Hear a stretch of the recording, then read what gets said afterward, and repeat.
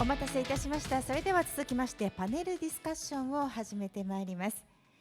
ではパネリストの皆様ご紹介いたしましょう。下山浩一郎さん、トマシュ・スタンチャクさん、成田大輝さん、アッシュ・モーガンさん、そしてモデレーターは荒沢文弘さんです。テーマは日本のレガシー企業とブロックチェーン導入です。Next, we'll move on to the panel discussion. The panelists are Mr. Koichiro Shimoyama, Mr. Tomasz Stanchak, Mr. Taiki Narita, and Mr. Ash Morgan. The moderator is Mr. Fumihiro Arasawa. The theme of the discussion is blockchain adoption in Japan's legacy companies. それでは荒沢さんお願いいたします。はい。So, nice to meet you again. This is Fumihiro Arasawa from Xpin, and this time I will be the moderator of this one. So this topic is very interesting. So this one is like a Japanese legacy enterprise. How to integrate Japanese legacy enterprise into the blockchain, especially the Ethereum Foundation. So there are a lot of two members from Ethereum Foundation and 2 members from Japanese corporations. So this was very interesting. So if possible, could you introduce yourself, Shimoyama-san, please? Hi, good afternoon all. My name is Koichiro Shimoyama. I'm working for a NTT Digital, which is a subsidiary of a NTT Docomo, which is actually a Japanese largest telecom carrier. And I've been working for the company for about 2.5 years as a product designer and also the risk management for the firm. And I'm really excited to be here. And thank you for joining us. Thank you. And Mr. Tomasz, please. Hi everyone. My name is Tomasz Stanchak. I'm a co-executive director at Ethereum Foundation. So my story in blockchain started in 2017. I bootstrapped an Ethereum infrastructure company called Nethermind. And before that, I was in traditional finance institutions. I was working at Citibank and then at a hedge fund called Rocus Capital, mostly as an engineer. And then nowadays, I obviously set the work on the execution of strategy and operations. At the Ethereum Foundation, I'm a nomad I've been a nomad for the last 4 years, which means that I visit Asian countries quite a lot, and I also witness generally the markets development around the globe. And it'll be great to talk about particularly the Japanese market today. Thank you, thank you, thank you. Narita-san, please. Thank you for having me. I'm Taiki, blockchain leader at Sumitomo Corporation. Sumitomo Corporation is a global trading and business investment company with 127 offices in 63 countries. And we have diversified businesses like real estate, media, retail like supermarket and drugstore chains, and also renewable energy like solar power plant and wind power plant, and so on and so forth. And now we are stepping into crypto and blockchain space. I'm really looking forward to discuss about it with wonderful panelists. Thank you. And lastly, Ash. Hey, nice to meet everyone. Ash Morgan here. Similar story to Tomasz, co-founded and bootstrapped an Ethereum infrastructure business called Peer2 in 2017, and then went on to grow that with my co-founder. And similar to Tomasz again, been a nomad for the last couple of years, traveling around, trying to spread the good word of Ethereum. And then joined the enterprise team here at the Ethereum Foundation about 3 months ago to focus on and lead the stablecoin and real-world asset adoption. My big perspective, I suppose, and interest is ensuring Ethereum is adopted as financial market infrastructure globally, and it's used as a risk management tool in every major financial institution around the world. So thank you very much for having us today. Okay, really appreciate. Okay, let's go to the first question. So this is very interesting question. So the first question is why the blockchain is important for enterprise and how important it is. Do you have any answers? Yeah, sure. Okay, Ash, please. I think the future is going to be an interesting place with the AI revolution. We're going to need infrastructure that is secure to do all future transactions. And I don't think anyone globally is pitching a different solution to the way in which the future of transactions will be done. We're probably not there yet today, but within the next 5 years, this infrastructure will be very dominant across the world, ensuring security, a neutral platform for every entity to be able to participate in a global financial system, right down to the everyday individual in remote countries that they've come online with the internet in the last 10 years and now get access to hopefully the global financial system. It's a democratizing force. And I think, with that in mind, this is going to come from both, innovators, startup founders, and then it's going to come from financial institutions. I think a lot are seeing today the evolution and understanding just how important this technology is and seeing it for the properties that it has, to enable all future transactions. There today are so many payment processing networks. There are, so many different protocols, so much infrastructure that is owned and run by proprietary, corporations that can turn off access overnight. And I think ultimately countries, businesses, governments, regulators want to see a system that is a bit more immutable than what currently exists. So that's, in my opinion, why I think institutions are going to be interested, Japanese institutions. So, yeah. That's very interesting. So I have one question. You are saying that different solution, from the traditional finance. What is a especially different solution? What is the difference between traditional and the blockchain solutions? I think ultimately there are so many barriers to entry to access the financial world today. Interesting.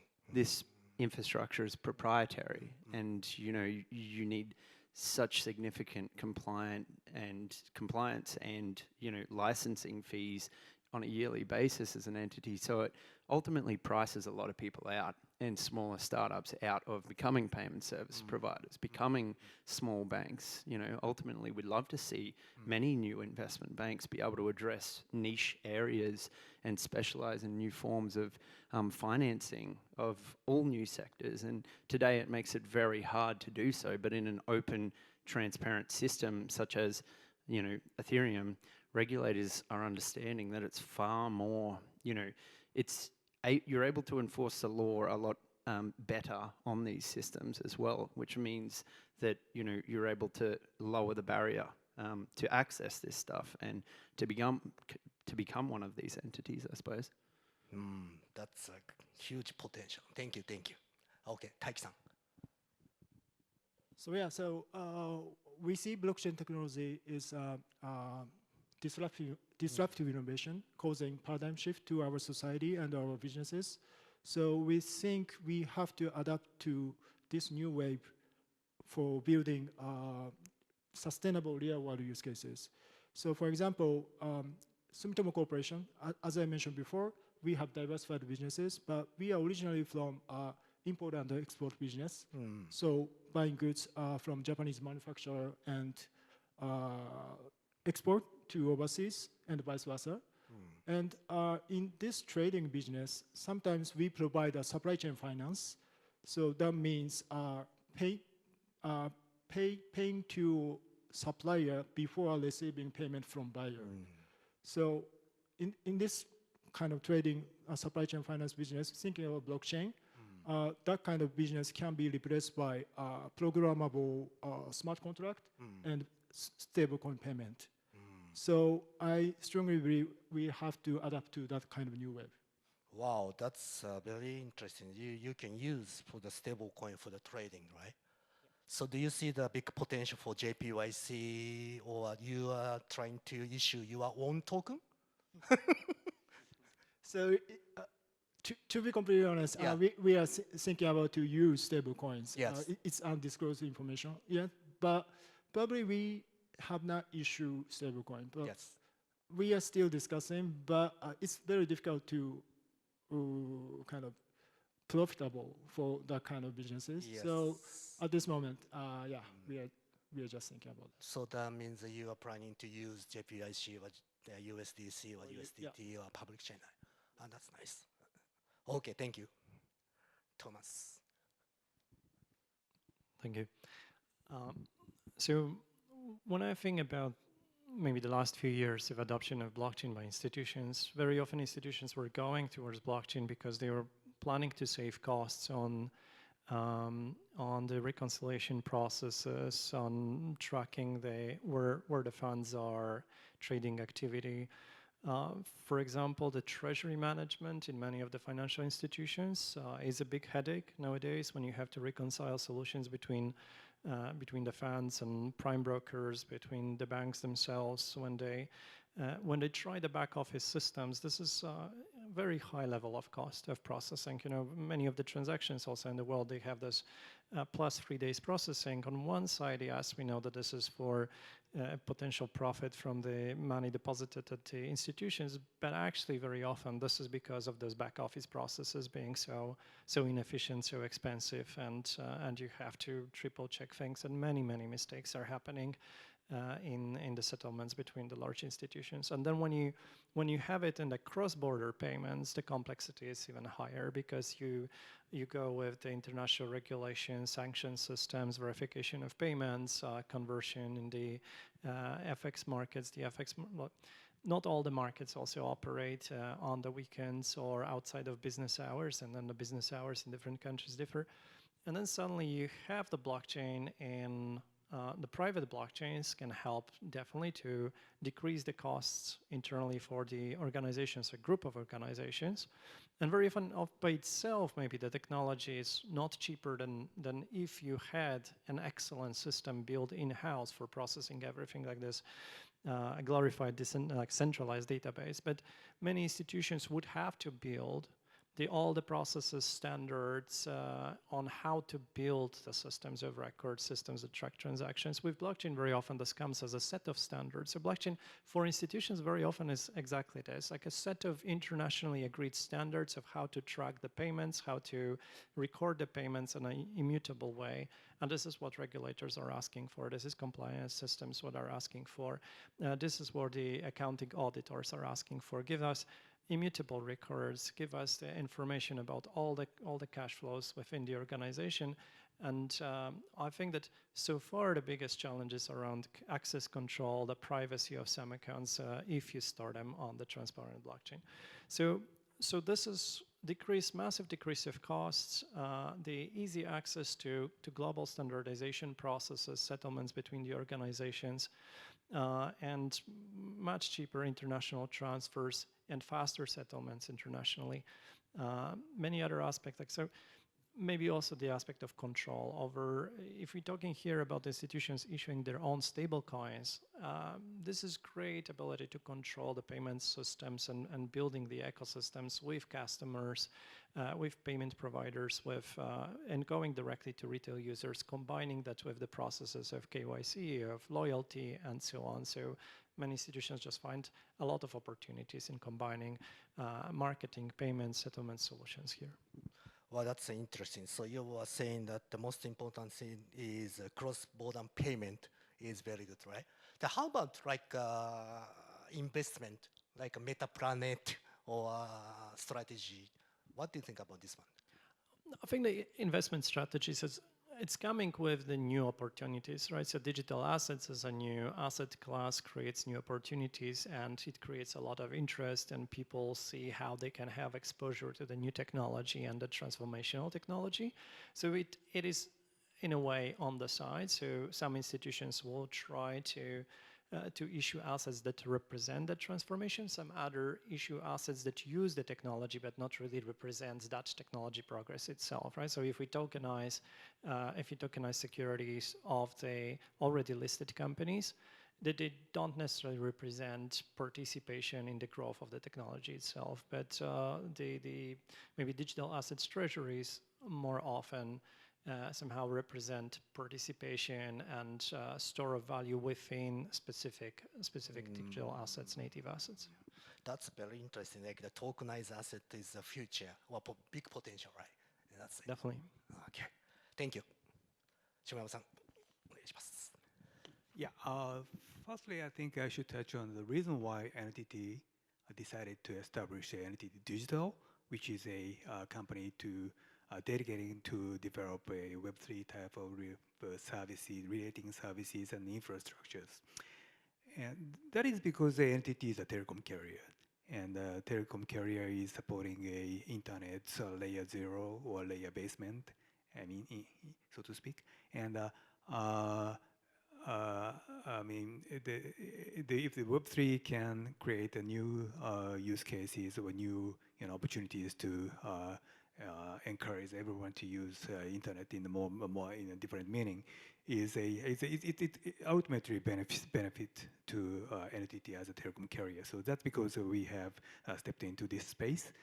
But after experiencing in many attempts or projects relating to the blockchains, firstly we have getting more confident that blockchain can make a lot of things. And that is particularly evident that when we decided to use a USDC stablecoin as a sort of a settlement tools for our own business. That creates a lot of efficiency in our treasury management. And after, as a result of the Japanese government's decision to make it whitelisted in Japan's crypto exchange to be tradable assets in Japan. USDC is now tradable in Japan. And after that, we can easily convert it into Japanese yen fiat currencies instantly, which creates us which makes us to complete the whole payment rail across the globe to make every business settlement in a smooth way. So we experience it. It's really beneficial, and it's a proven history. I mean, it means a lot to us. That's to me, I sense that we have crossed a sort of a river of Rubicon. We cannot return to the back to the before stablecoins world to make everything in a smooth way. And that can be applicable to everyone in the world. I mean, particularly in the Japanese industries. Enterprises, because they, like Sumitomo Corporation, they have tons of cross-border payments, and also the Toyota, Sony, and everyone has their own cross-border payments, which is now relying on conventional banking rail, which everyone says it's costly and time-consuming processes. So yeah, once we experience stable coins efficiencies, we cannot return back. Go back to the past legacy platform. That's what I'm sensing. Yeah. Very interesting. Why not JPYC? Well, JPYC, yeah, JPYC. I mean, it can be, but the U.S. government's probably their strong motivation is to make a USDC as a kind of a base currencies in a digital world, the digital world businesses as a whole. And JPYC can be, but that is the introduction of the stable coin may introduce a second effect to second wave to introduce a new type of businesses or new sort of services in the world, which probably starts from finance areas, I guess. Yeah, like so bypassing a credit card. I mean, as Visa, Master, American Express. Those guys, bypassing those guys can be possible by employing the stablecoin as a settlement tools. So that can happen in Japan after the introduction or adoption of the JPYC. So, I guess. so from NTT's perspective, so what's kind of settlement you are using by stablecoin, like a payment for the cell phone or? No. Well, that can be possible, but at this moment, that is only limited to our own. I mean, us means NTT Digital. It's for NTT Digital's own purposes. So, in other words, we have a strong relationship with a crypto foundation out of Japan, or maybe from time to time for instance, in the last WebEx in 2025 in Tokyo, we have organized a sort of a small meetings, inviting our clients to set up a sort of a meetup with a newly emerging protocols, and to have them on board, we accept some sort of a participation fee in the form of USDC from everywhere in the world. Very instantly, we just provide them a wallet and give us a 3 grand USDC. That can be done in 3 days. Interesting. Thank you. Okay, so we are discussing about positive side of blockchain into the corporations, but what is the challenge is to use blockchain into the, enterprise or corporations? What is the most difficult things? What do you think? Okay. Taiki-san, お願いします。 So yeah, there are still Yes. several challenges, Yes. especially in regulation in Japan currently. So as I said, we are now planning to use stablecoin for cross-border remittance. Yes. But in current regulation, there is a volume limit, 1 million yen per transaction. Yeah, big one. So that is too small for enterprise to use stablecoins remittance. So yeah, I hope that kind of regulation limit will be modified in coming years. And also, I think there is some kind of business-related technical challenge as well. So so blockchain itself, the performance of blockchain itself has grown dramatically last 5 years, but I think there are still some kind of technical challenge at the off-chain part and also bridging between on-chain and off-chain. So for example, same example in cross-border money remittance using stablecoin. So on-chain part is amazing. So the time is almost instant and the cost is almost zero. That is amazing. But thinking about enterprise use case, we have to change from fiat to stablecoin and also change to fiat as well. So thinking about this on-chain, off-chain part, there is an agent like cryptocurrency exchange. They will take some margin, of course. And also there is a kind of service limit under its service policy as well.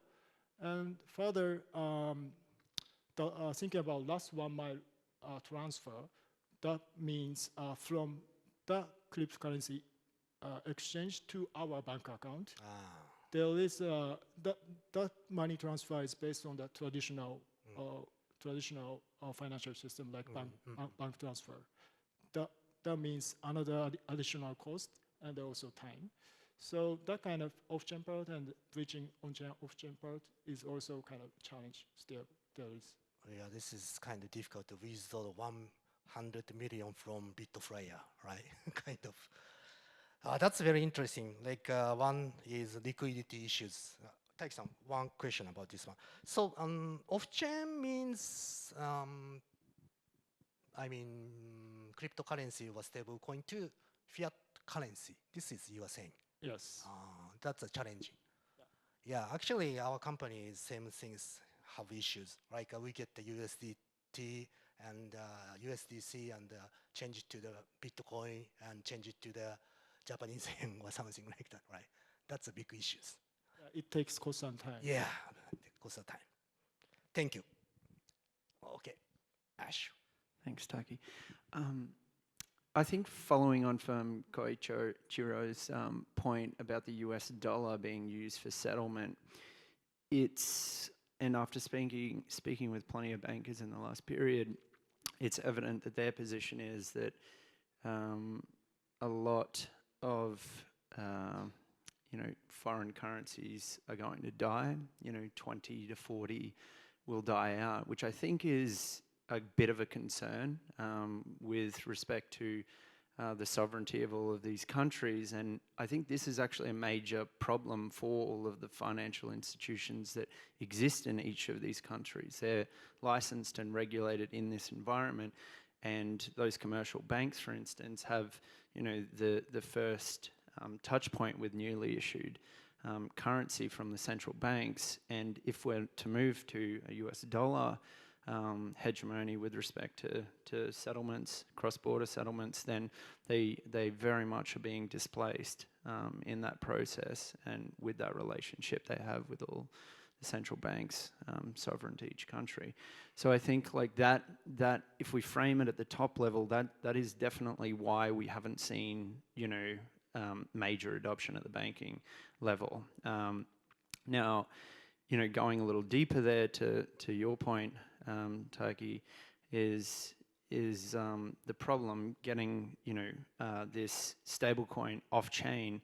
It's a major opportunity, but also a major problem, because if you think about where that stablecoin has come from, like my position is that it should be digital cash. But if you think about where it's come from, the proof of funds, these entities that are off-ramping that stablecoin, they have so much scrutiny on them to ensure that stablecoin is not something that's just come straight from a black market illegal operator. So that's why there's so much concern there. But then there is so much opportunity, and it will be a huge forex market going from stablecoins into fiat. So the banks are all very interested to participate in this market.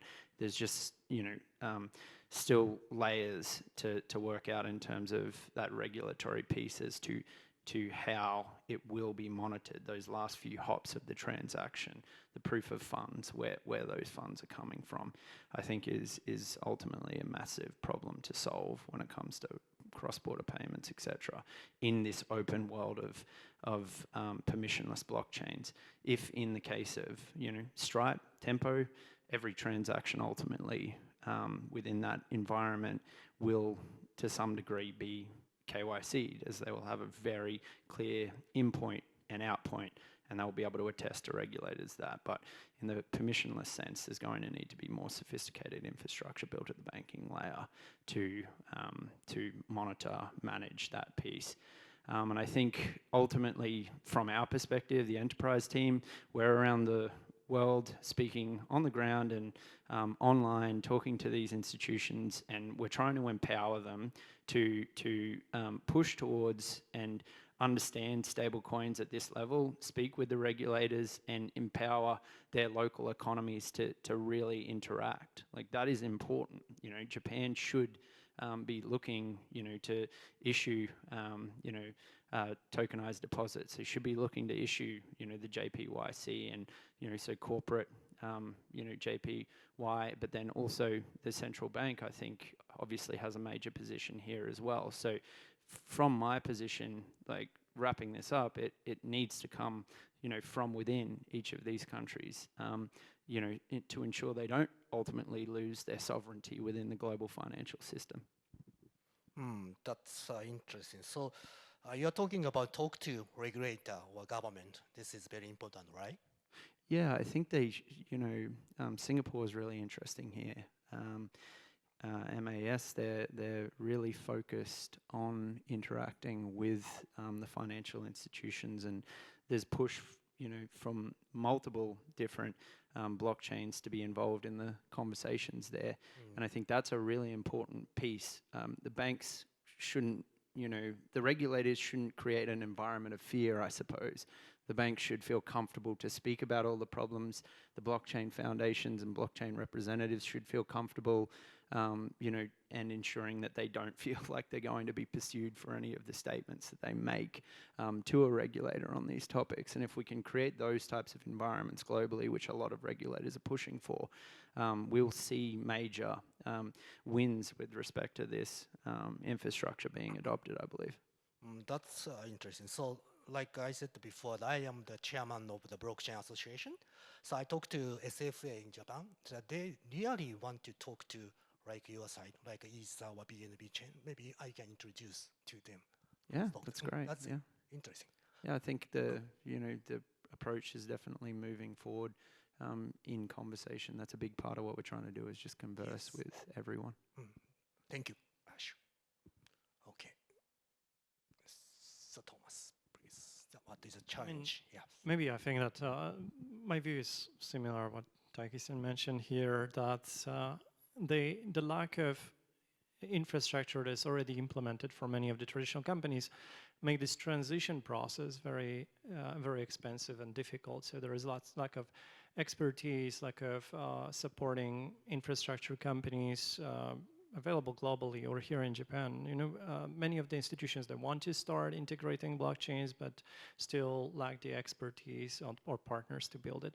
Now, it doesn't mean that the blockchain itself as a technology is difficult to adopt or is expensive. It's just the transition process and how many of the existing solutions you have to integrate with blockchain that is particularly cumbersome. But the moment when you transfer more and more businesses to stablecoins payments, to blockchain payments, then the intercompany settlements, payment systems, all of this becomes much more simpler. So the compliance models, the payment systems, the timing, the cost of all of this. So as we mentioned here, if you build solutions in the Ethereum L2s nowadays, then you have like a fraction of a second transfers, and like sometimes it might be 1/1000th of a dollar as a payment cost for a single transaction, or even much less.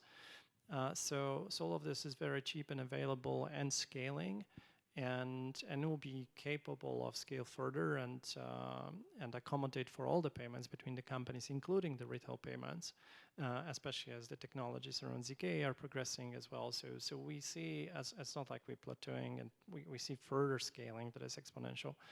And the promise is huge, but it's just that transition moment of like from fiat to stablecoin. So we need to have the very established relationships between the organizations and custodians, between organizations and the banks that can hold deposits both in the stablecoins and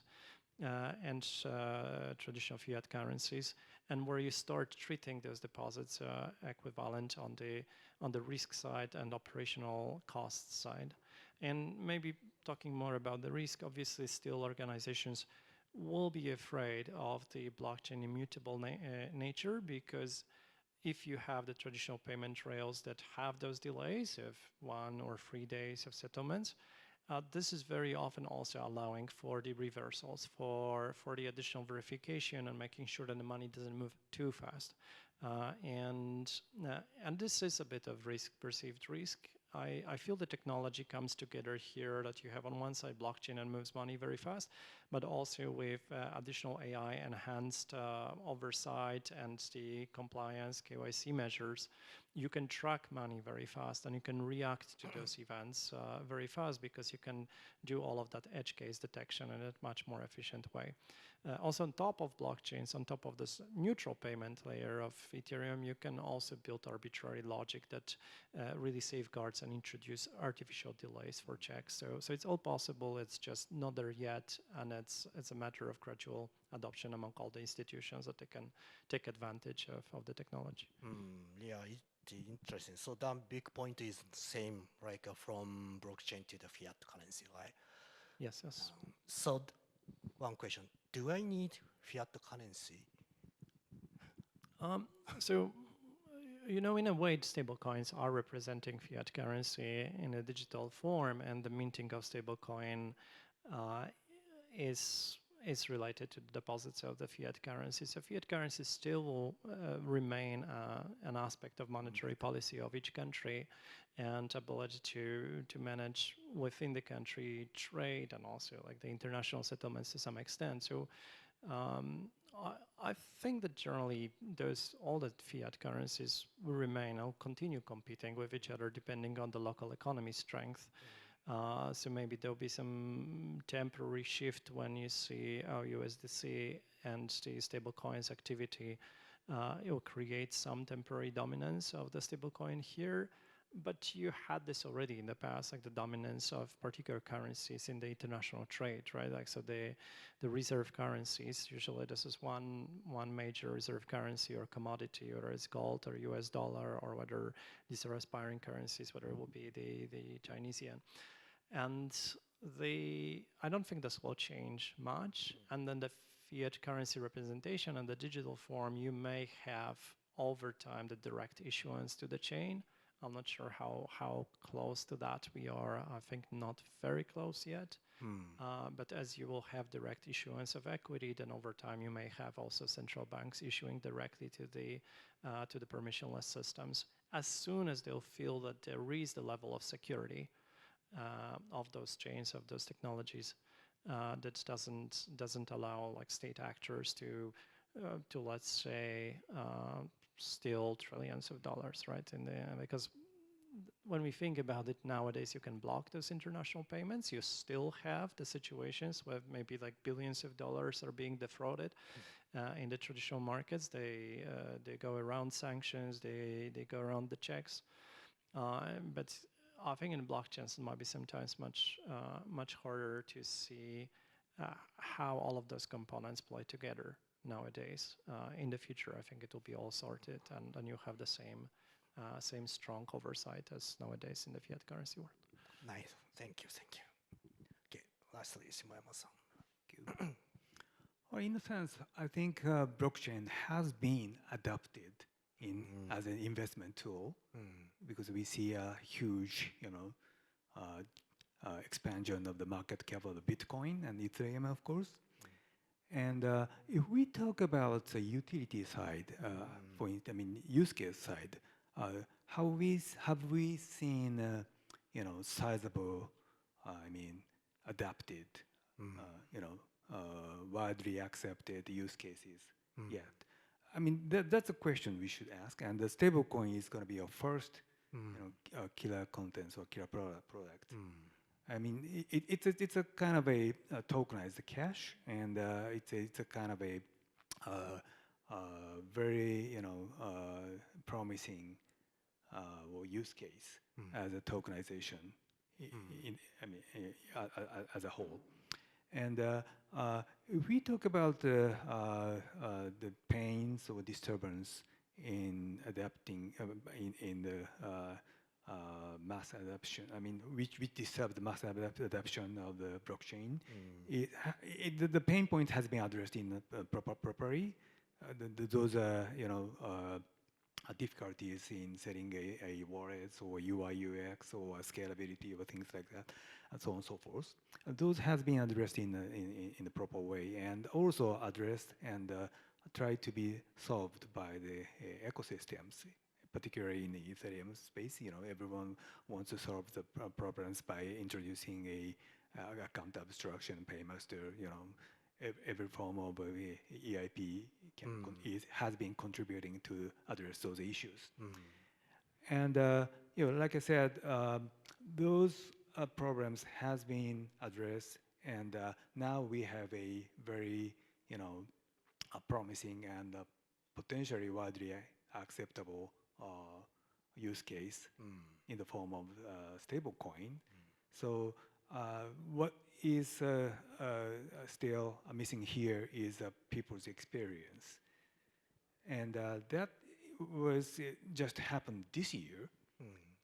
So I think going forward, from now on, we are now, in my sense, we are now in the second stage or next level of the tokenization process and the blockchain adoption Mm. as a whole. So yeah, that's what I'm feeling. How to solve, how to penetrate stablecoin to Japanese market, like a utility, like we can use JPYC in the 7-Eleven or something. How to do that? Well, we have a, yeah, it really depends on how much innovative idea will will appear, will appear. But one thing that I'm interested is in the case of USDC in US, Yes. people use it to.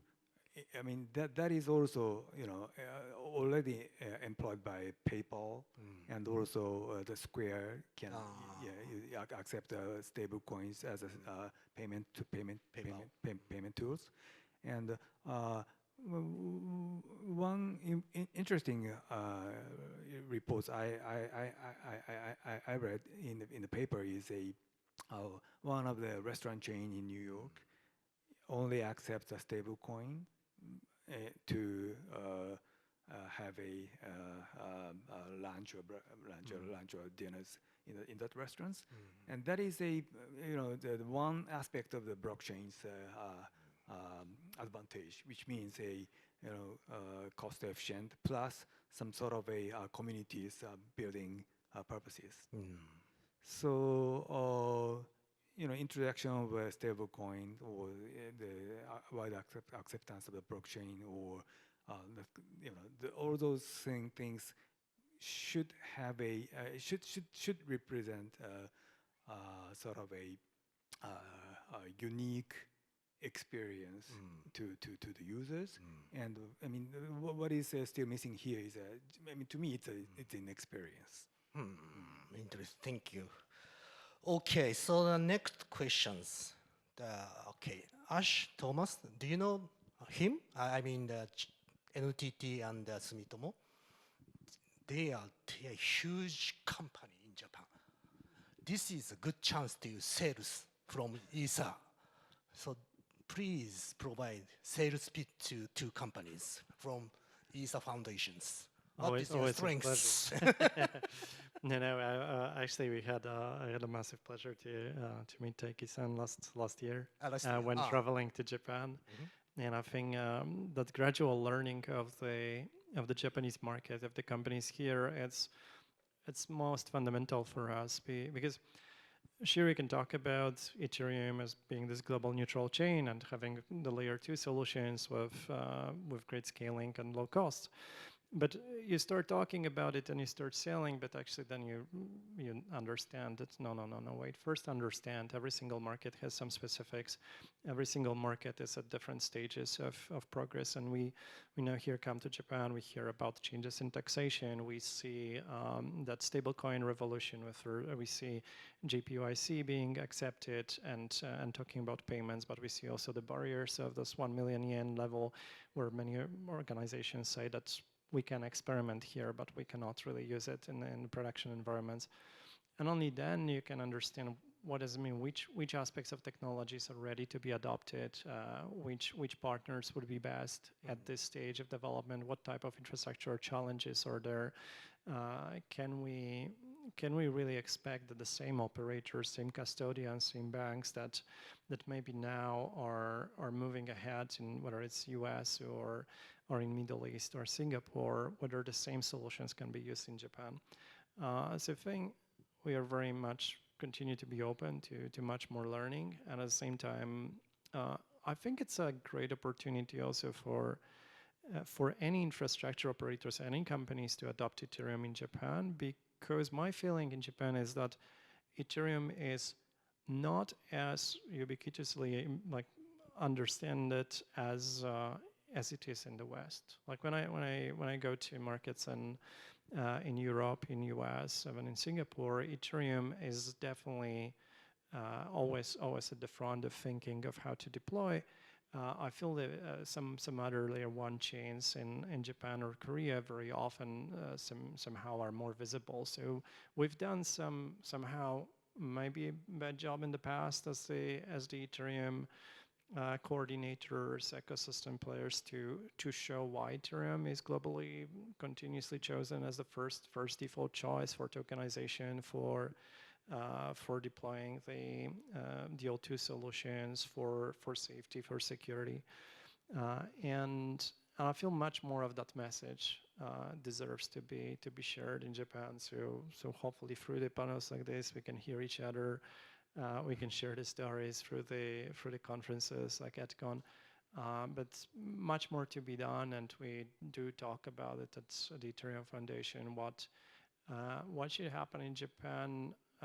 Like what we should do in Japan to explain it better, to provide better education materials, to have those more of the large institutions that feel very comfortable with Ethereum, that they want to be advocates for Ethereum. Because I see it consistency in other countries. Ash. Thank you. Thanks, Tomasz. Yeah, I'll echo a lot of that. The best form of sales is education. And so education means both us listening and us explaining, and also us coordinating. There are infrastructure experts in the custody space, all of the different sectors Tomasz is referencing earlier in the talk. But we have access to those, and it's our job to be able to both empower local providers but international to come in and help Japan, right? Ethereum is not the 180 employees at the Ethereum Foundation, it's the 35,000 plus employees that are attached and working for companies built on Ethereum. And that is the richness of Ethereum. It's the expert knowledge, like the DNA of Ethereum is security first.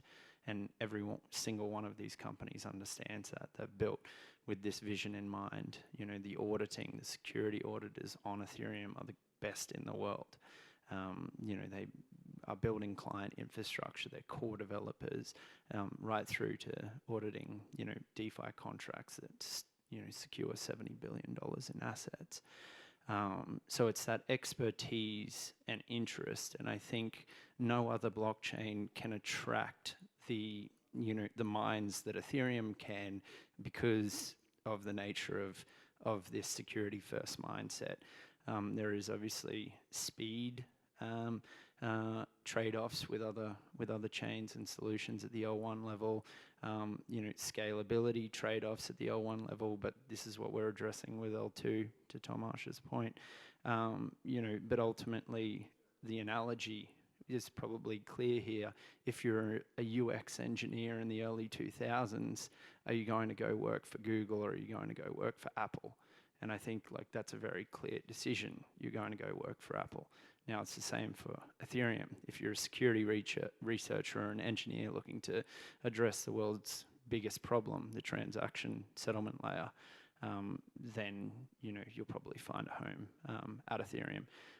And I think that's probably, to sum it up, we're security first, and that is what we care about, building a system that will last for hundreds of years, maybe to be replaced by something far greater. But the vision is definitely, if you take the IPFS version, it's to scale this to Mars, it's to scale it to other planets, not to get too lofty with it, but that's very much how we think about it. And, that's the main pitch, I would say. Interesting.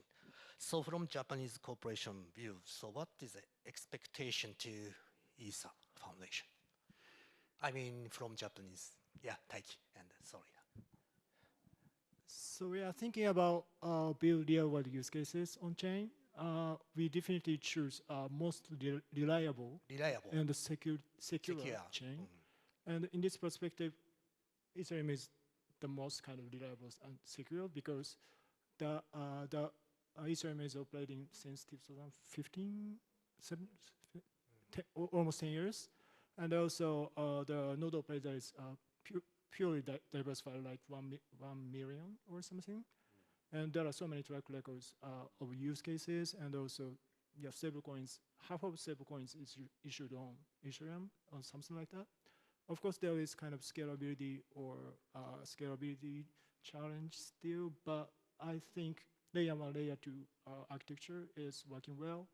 And yeah, so yeah, reliability security is very important because if something happens after launching some application or use cases on chain, and if something incident happens on chain, we as an enterprise cannot excuse by blaming this is attributed to this protocol or something like that to clients.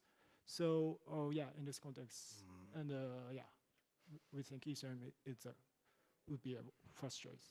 Interesting. Security liabilities.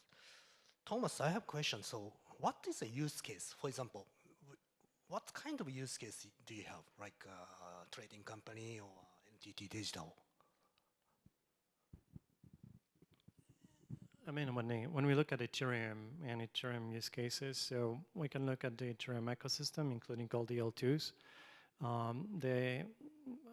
Here, as mentioned, the payments and the stable coins are definitely a killer use case, and this is now having this exponential adoption, and everyone talks about stable coins since 2025.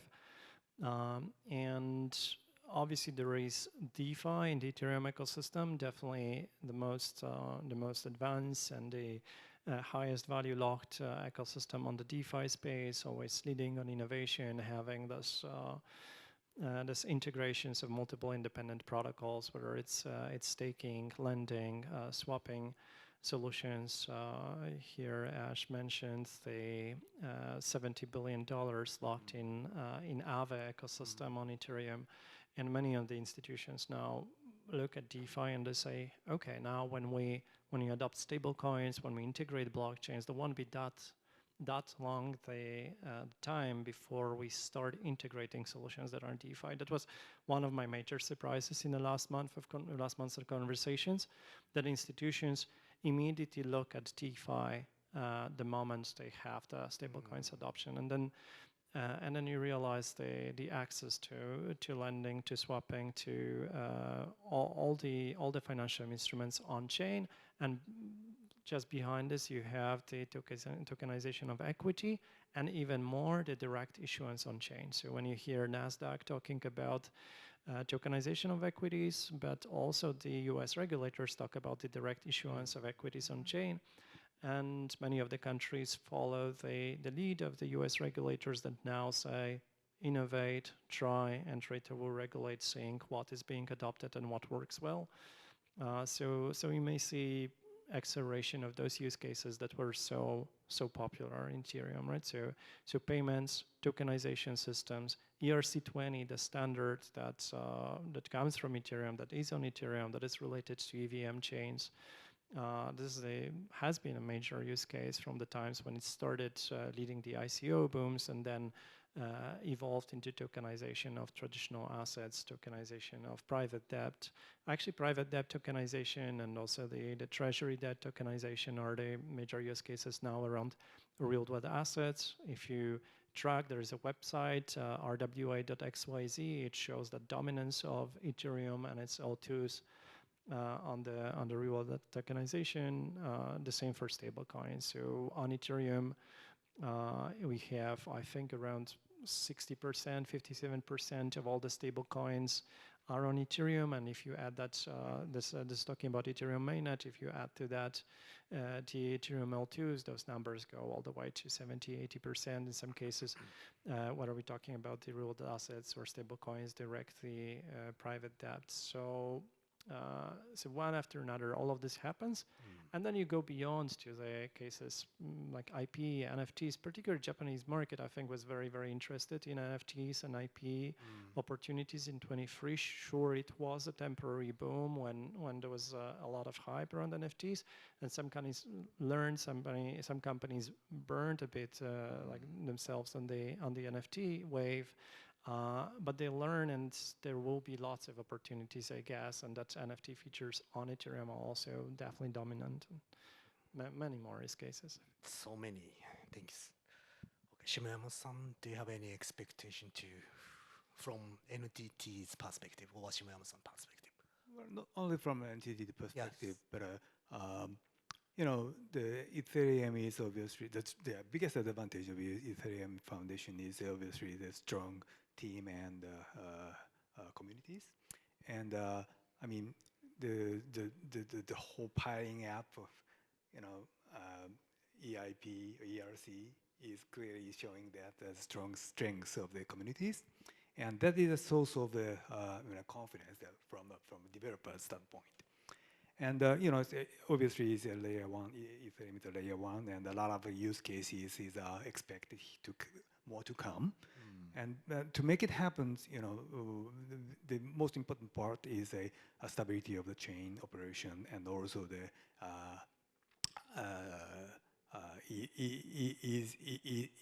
easiness of the development, and I mean, it's open source, so the all important foundation is Ethereum obviously have all those important foundation to be adapted as the de facto standard layer one chain, I believe. And one thing that I'm impressed here today now is Ash and Tomasz is also addressing a very important pain for enterprise to adapt the blockchain, for instance, that security part and the KYC part, and also the privacy pool was discussed a lot, and that is one other aspect that everyone has to pay attention to use blockchain for enterprise purposes. Yeah, and what I want to say is the Ethereum's strength is to be, active, proactive, and vital with the community, developer communities and user communities. And I appreciate if you can maintain or sustain that part. Interesting. Users community is very important, right? Okay, so we don't have so much time, maybe 5 minutes left. And lastly, I have a question. So what is the roadmap, or what is your vision into Japanese market or into the world or global? So do you have any vision or roadmap from your perspective or NTT perspective? Well, NTT is like I said, we are an infrastructure company, and we are trying to make Web3 as easy as possible, to be accepted as in the easiest way. And we have two major pillars. One is providing a wallet to our customers, and also we are participating in validating work of proof of stake blockchains. So from our standpoint, we like I said, NTT can contribute to the development of the entire internet world from telecom carrier standpoint, and Web3 is not an exception. So yeah, I'm really excited to work with Ethereum. Thank you.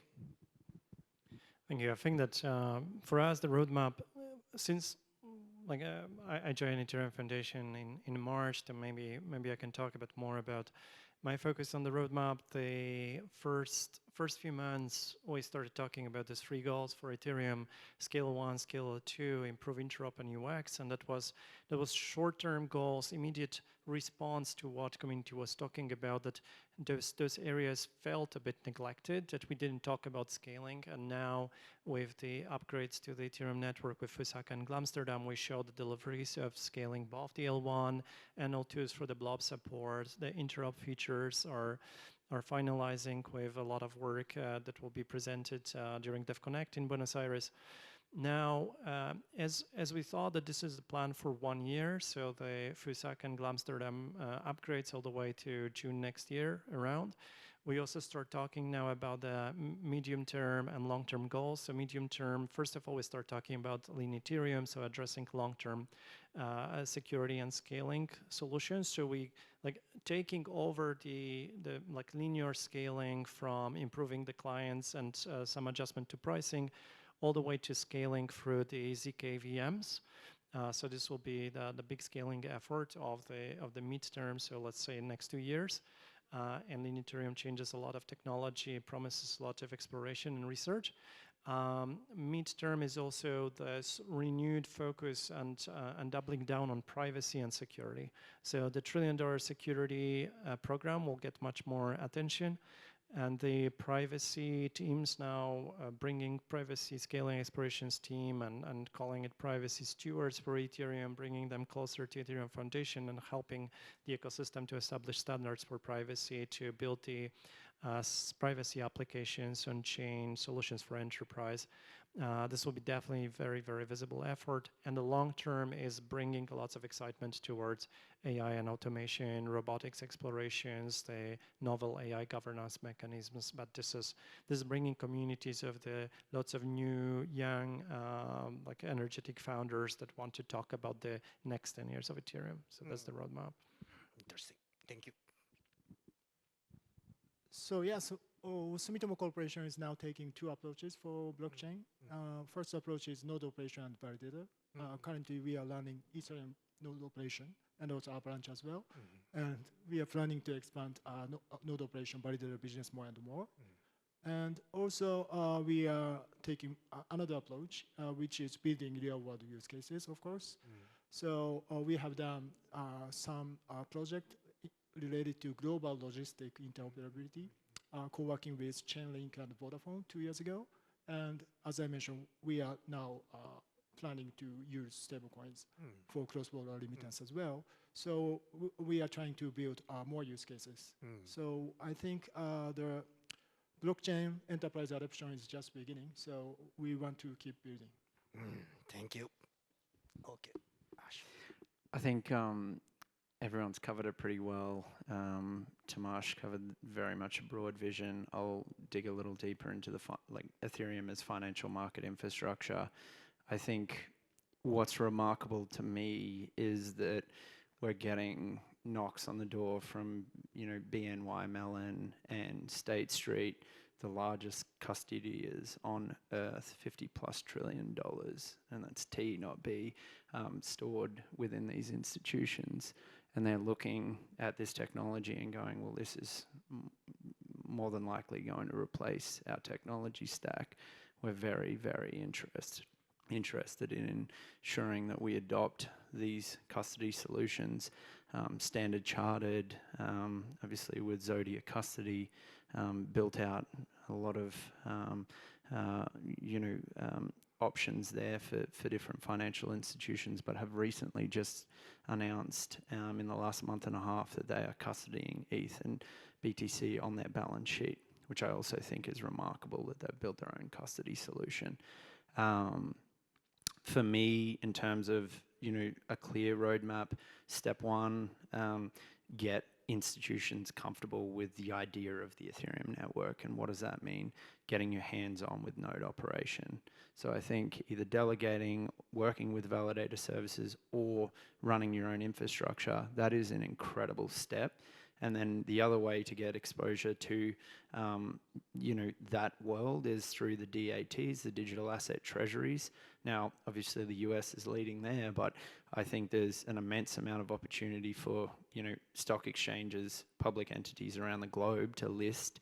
And these are going to be very innovative entities. They're all looking at staking, and then from there, staking yield, so a little less risky.